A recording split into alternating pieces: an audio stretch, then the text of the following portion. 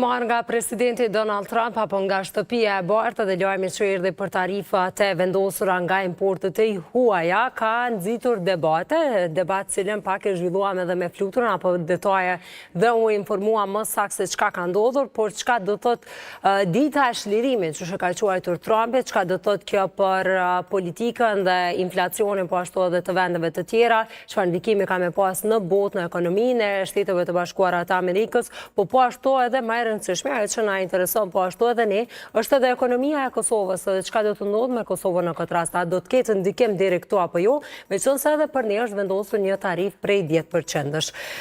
Ne këtë do ta diskutojmë me njohësin për tregjet financiare, që është Emanuel Bajrën, e që tashmë zotëriun e kemi në studio. Mirëmëngjesi, mirë se na erdhët. Mirëmëngjesi, faleminderit për ftesën, Agnesa. Është kënaqësi që ju kemi këtu. Flasim fillimisht për ditën e shlirimit, çka do të thotë kjo, pse titullohet kështu?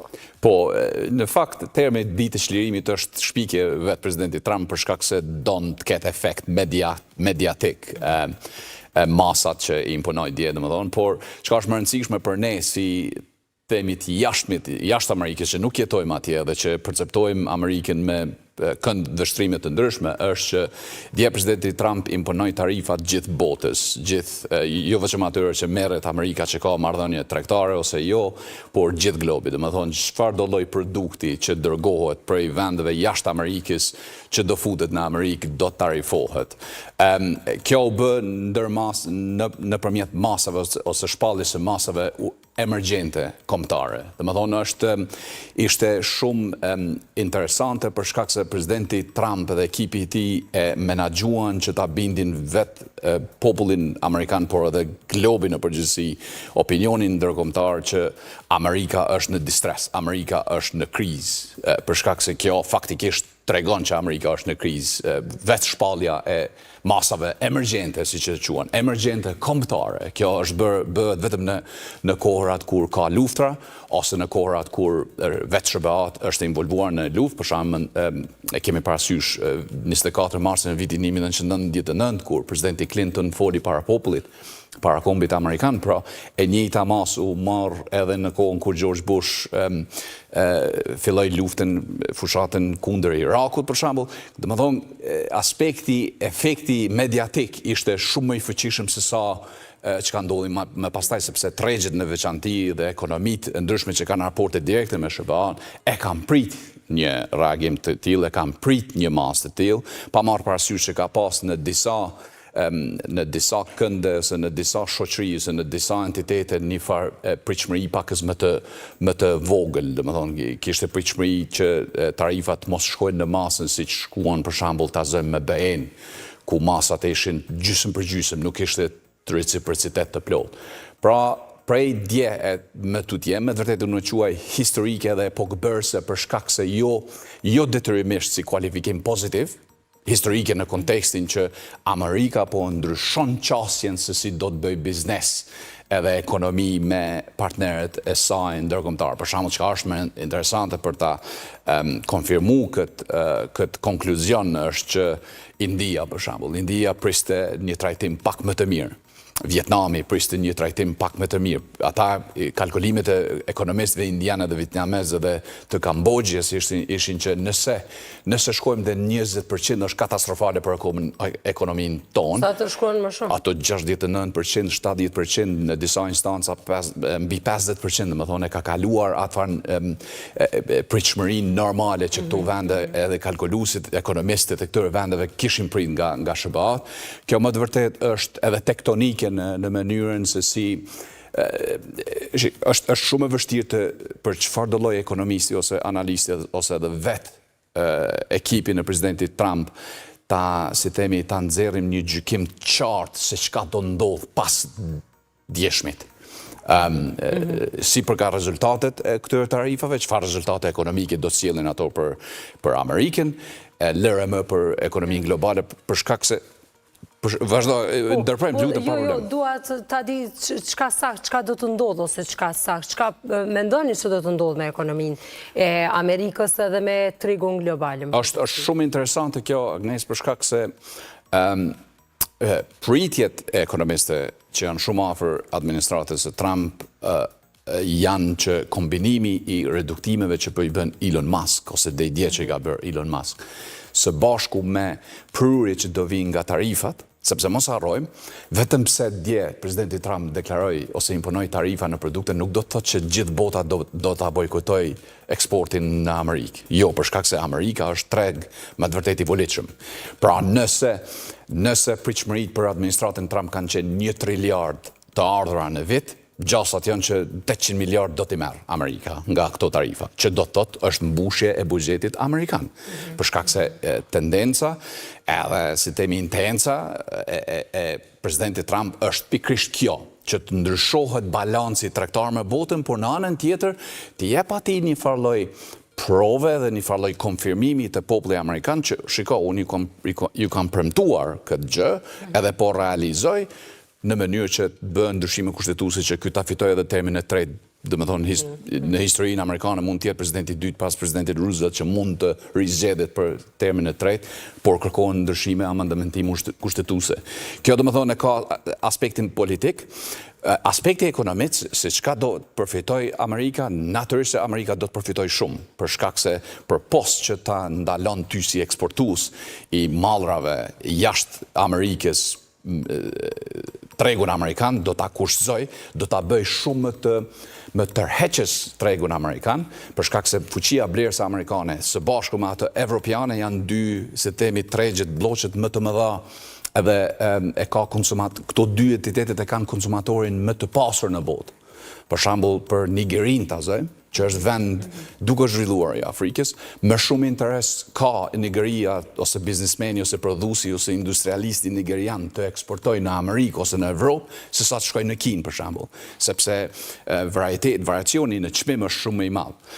Kështu që pa marrë parasysh çka masave të djeshme, prapë bota do të eksportoj në Amerikë, por në një masë më të reduktuar. Në anën tjetër, i mundson Amerikës, nuk dua të keq kuptohem, nuk jam ai njeri që i besoj masave izoluese tarifore, pa marrë parasysh që besoj në konceptet merkantiliste, për shkak se për shembull vetëm për ne për Kosovën, nganjëherë reciprociteti është i mirë për shkak se ndihmon ekonominë prodhuese tonë. Por në aspektin global, këto gjithsesi do të krijojnë një masë të stresit, një masë të presionit në ndërmarrësinë globale, edhe në mënyrën se si vendet, kombet me njëra tjetrën do të bashkëpunojnë në të ardhmen.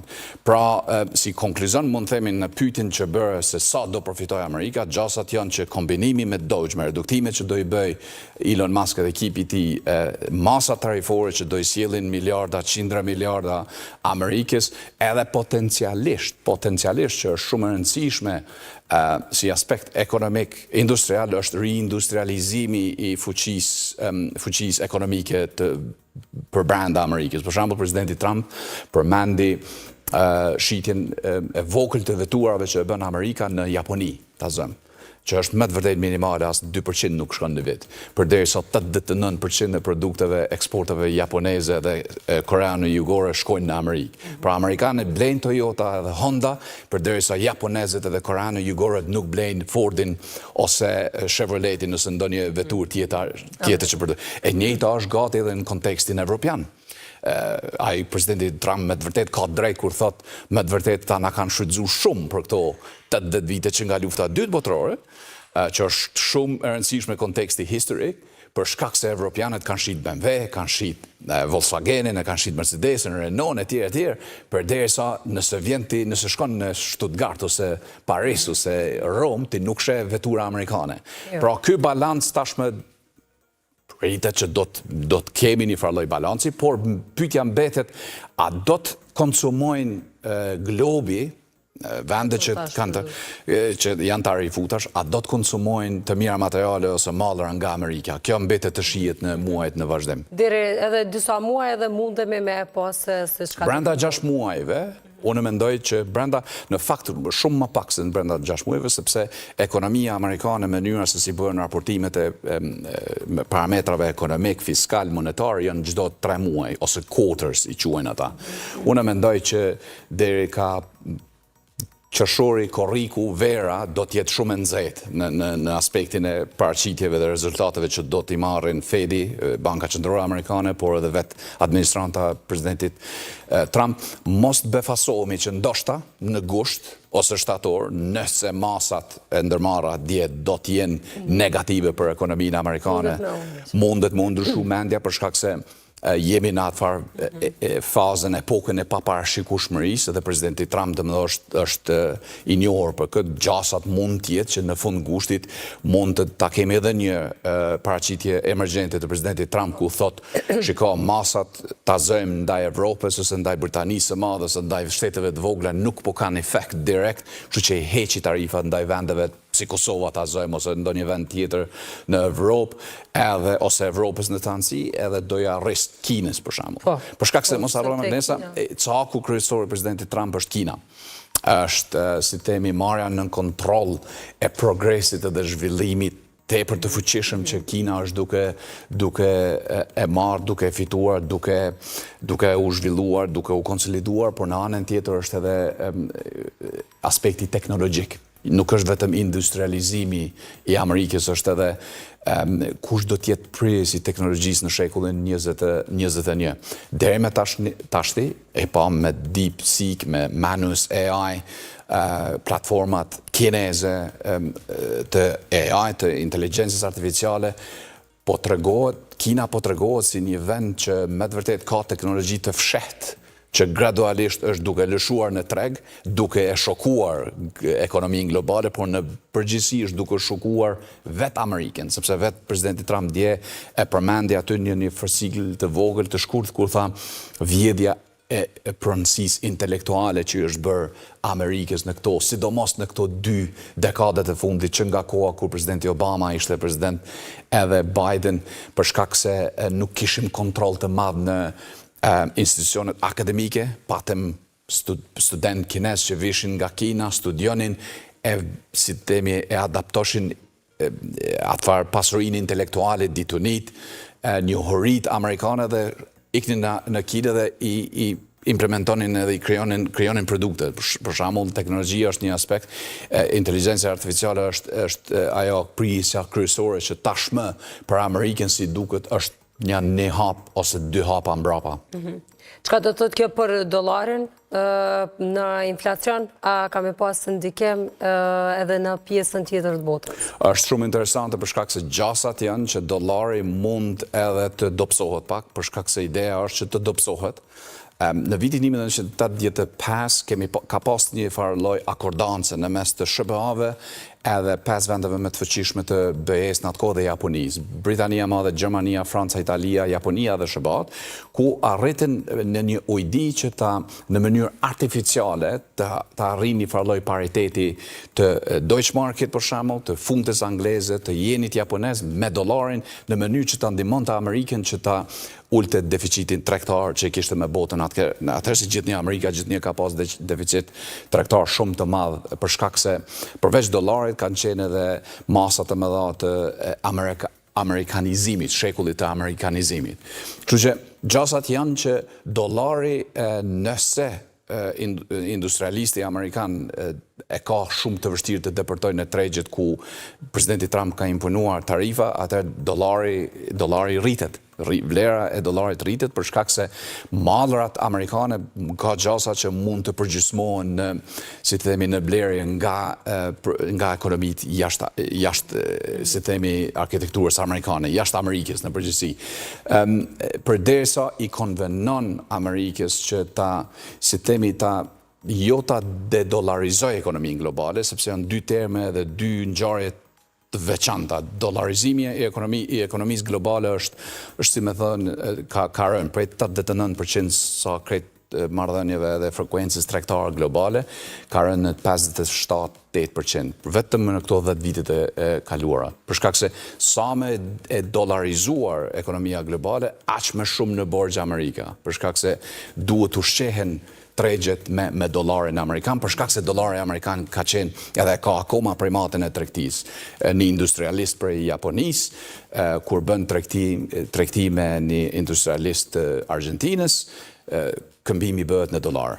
vetë brenda Evropës, 60% e transaksioneve bëhen në dollar. Pra, nuk dihet se ku do të qëndroj dollari, por gjithsesi tregtarët akoma kanë besim më të madh në dollar se sa në ndonjë denominacion tjetër valutor. A ka me urrit ose a ka me pas inflacion?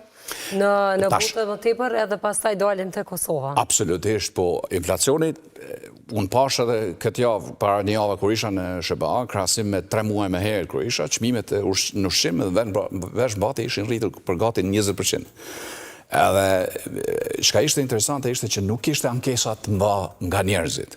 Për shkak se është krijuar ai diskursi në SBA, tashmë nga presidenti Trump dhe ekipi i tij që, shiko, një çmim duhet edhe ne ta paguajmë si popull.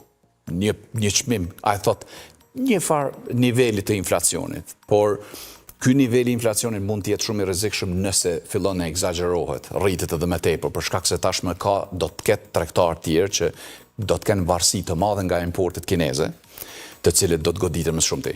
Çfarë do bëjnë ata? Ata do i rrisin çmimet astronomikisht lart.